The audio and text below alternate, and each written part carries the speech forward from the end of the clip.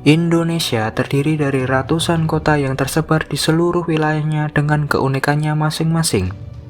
Keunikan dari kota tersebut juga menjadi ciri khas yang menciptakan julukan tersendiri untuk kota-kota di Indonesia, terutama yang berkaitan dengan sejarah munculnya julukan tersebut. Penasaran apa saja kota yang unik tersebut? Yuk simak video berikut. Sebelum lanjut ke videonya, tolong tekan tombol subscribe dan loncengnya terlebih dahulu agar kamu tidak ketinggalan info-info selanjutnya.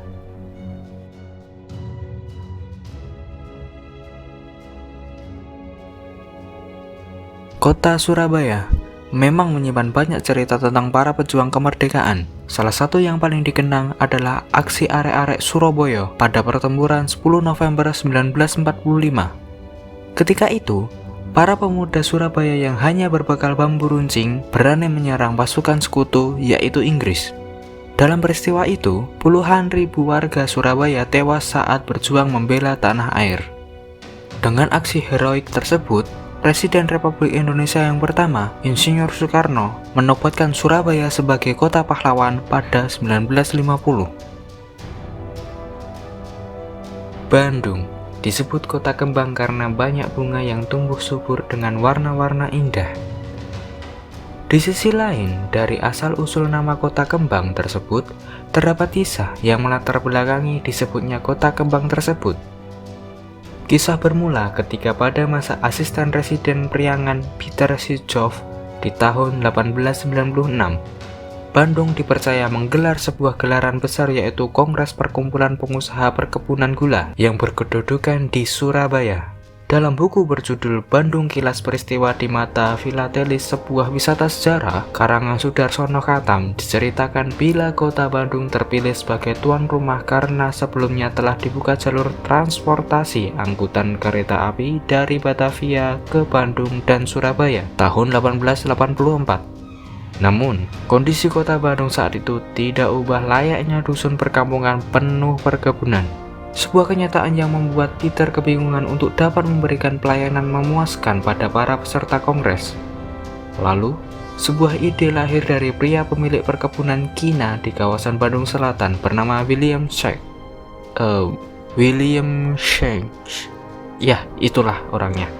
Yang mengusulkan agar Peter turut serta membawa perempuan cantik berparas Indo-Belanda dari perkebunan kina di Pasir Malang. Paras Mojang Bandung kala itu memang dikenal cantik dan berkulit putih sewajarnya perwajahan Indo-Belanda. Bukan tanpa alasan, ketika perempuan Bandung memiliki wajah Indo-Belanda karena pada tahun 1830 hingga 1870, pemerintah Belanda memberlakukan sistem tanam paksa di Nusantara. Sistem tersebut menghadirkan sebuah regulasi bila para warga Belanda yang bekerja di Bandung tidak diperbolehkan membawa serta istri dan keluarga. Tidak dapat dipungkiri, bila hidup sendiri tanpa istri membuat banyak pria Belanda menjalin hubungan dengan gadis pribumi tanpa status pernikahan. Maka tak heran bila selang belasan tahun kemudian, banyak remaja Bandung baik laki-laki maupun perempuan memiliki paras dengan sentuhan Indonesia dan Belanda, khas perwajahan masyarakat Eropa. Sehingga kehadiran dan pelayanan Mojang Bandung kala itu ternyata mendapat respon positif dari peserta kongres dan turut membawa gelaran berjalan sukses. Sejak saat itu, para Belanda memberikan julukan Bandung sebagai The Bloom der Indische Bergstadt. Ya, itulah ya, yang berarti bunga dari pegunungan Hindia Belanda. Sebuah julukan yang menjadi latar belakang sebutan kota kembang, ya, yang dibilang cukup menarik untuk dikulik. Julukan kota seribu benteng muncul karena banyaknya benteng peninggalan Jepang di Sabang. Ketika Perang Dunia II, Jepang sempat menjadikan Sabang sebagai pelabuhan militer untuk menghalau musuh. Maka dari itu, Jepang membangun ribuan benteng dan bunker yang masih ada sampai sekarang.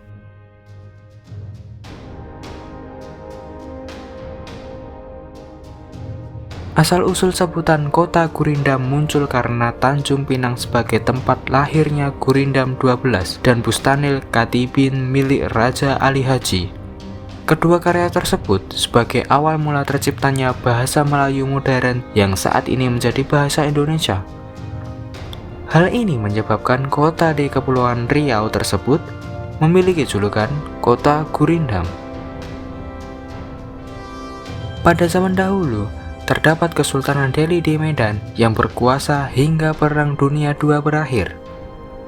Kesultanan Delhi masih ada sampai sekarang, tetapi tidak berkuasa seperti sedia kala. Oleh karena itu, Medan disebut sebagai Melayu Delhi dengan nilai historis yang kuat.